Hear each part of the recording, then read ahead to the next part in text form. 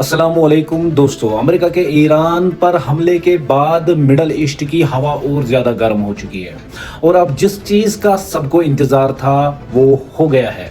Iran के supreme leader Mojtaba Ayatollah Khamenei सामने आ गए हैं और आते ही ऐसी वार्निंग दी है जिसने इसराइल और अमेरिका दोनों की टेंशन बढ़ा दी है। खामनाई ने सीधा कह दिया है इसराइल अब अपने आखिरी दौर में एंटर कर चुका है, यानी ईरान अब पीछे हटने वाला नहीं है और मिडल ईस्ट में जो आग लगी है वो अब और भड़क सकती है। दोस्तों, पूरी दुनिया देख रही थी कि अमेरिका के अटैक के बाद ईरान घुटने टेकेगा या फिर पलटवार करेगा, लेकिन खामनाई के बयान ने सबको चौंका दिया है कि ईरान चुप रहने के मूड में बिल्कुल नहीं है। और सिर्फ इसराइल ही नहीं, सऊदी, यूएई और कतर जैसे मुल्कों को भी वार्निंग दी गई है। कहा गया है कि अगर किसी ने अमेरिका को अपनी जमीन यूज करने दी तो ईरान उसे भी नहीं बख्शेगा। यानी दोस्तों, अब ये सिर्फ ईरान वर्सेस इसराइल नहीं रहा, पूरा मिडल ईस्ट एक डेंजरस मोड में एंटर करता हुआ दिख रहा है। रिपोर्ट्स के मुताबिक ईरान फुल अटैक मोड में नहीं गया है। बहुत सारे एक्सपर्ट्स का मानना है कि बकरा ईद और हज के बाद ईरान का असली रिस्पॉन्स देखने को मिल सकता है, क्योंकि इस वक्त सऊदी अरबिया में लाखों हज पिलग्रिम्स मौजूद है और ईरान कोई ऐसी सिचुएशन क्रिएट नहीं करना चाहता जिससे मुस्लिम कंट्रीज के अंदर अफरा तफरी मच जाए।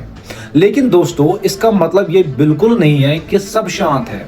लेबनान की तरफ से इसराइल पर ड्रोन स्ट्राइक्स हो रही है, एयर रेड सायरन्स बज रही हैं और इसराइल के अंदर डर का माहौल दिख रहा है। हिजबुल्लाह के एफपीवी ड्रोन जो देखने में शादी वाले कैमरा ड्रोन जैसे लगते हैं, अब मिलिट्री टारगेट्स को हिट कर रहे हैं कैमरा के थ्रू लाइव गाइडेंस और सीधा ब्लास्ट। रिपोर्ट्स तो यहाँ तक कह रही है कि इसराइली मिलिट्री साइट्स को डायरेक्ट टारगेट किया गया है और दूसरी तरफ इसराइल भी लेबनान के अंदर अटैक्स कर रहा है। एक और शॉकिंग रिपोर्ट सामने आई है कि लेबनान के लेटानी रिवर के दम के पास बम्बिंग हुई है। इसराइल का कहना है कि हिजबुल्लाह वहां एक्टिव है, लेकिन अगर दम को नुकसान होता तो नीचे के गांव और इलाके तबाह हो सकते थे। दोस्तों, मिडल ईस्ट इस वक्त लिटरली बारूद के ढेर पर बैठा हुआ है। हर तरफ टेंशन, हर तरफ मिलिट्री मूवमेंट और हर तरफ वार की स्मेल आ रही है। और सबसे इंटरेस्टिंग बात क्या है, ईरान और उसके एलाइज का फोकस अब अमेरिका से ज्यादा इसराइल पर दिख रहा है। उनका मानना है कि मेन टारगेट इसराइल ही होना चाहिए, यानी स्ट्रेटेजी क्लियर है, अमेरिका से नेगोशिएशन करो लेकिन इसराइल को प्रेशर में रखो। इसी बीच ओमान के पास एक बड़े एक्सप्लोजन की रिपोर्ट भी सामने आई है। किसी शिप या वार वेसल में ब्लास्ट होने की बात कही जा रही है।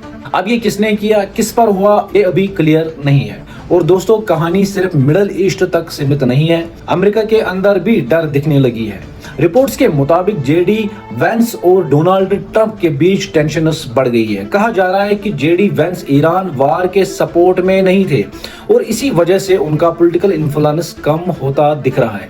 यानी अमेरिका के अंदर भी सब कुछ नॉर्मल नहीं चल रहा है दोस्तों। एक तरफ रिजिग्नेशंस, दूसरी तरफ पॉलिटिकल क्लैशेस और तीसरी तरफ मिडल ईस्ट में वार का प्रेशर। अब सवाल यह है, क्या ईरान सच में बड़ा अटैक करेगा, क्या इसराइल और ज्यादा एग्रेसिव होगा और क्या अमेरिका इस जंग में और गहरा उतरेगा। फिलहाल एक बात तो साफ है, मिडल ईस्ट का ये कॉन्फ्लिक्ट अब रुकता हुआ नहीं दिख रहा है और अगर सिचुएशन कंट्रोल से बाहर गई तो पूरी दुनिया इसका असर महसूस करेगी। तो दोस्तों, आपकी क्या राय है वो आप कमेंट सेक्शन में जरूर बता दीजिएगा और इस वीडियो को जो है ज्यादा से ज्यादा शेयर कीजिए। मिलते हैं नेक्स्ट वीडियो में, तब तक के लिए मेरी तरफ से आप सबको अस्सलाम वालेकुम और आखिर में आप सबको ईद मुबारक।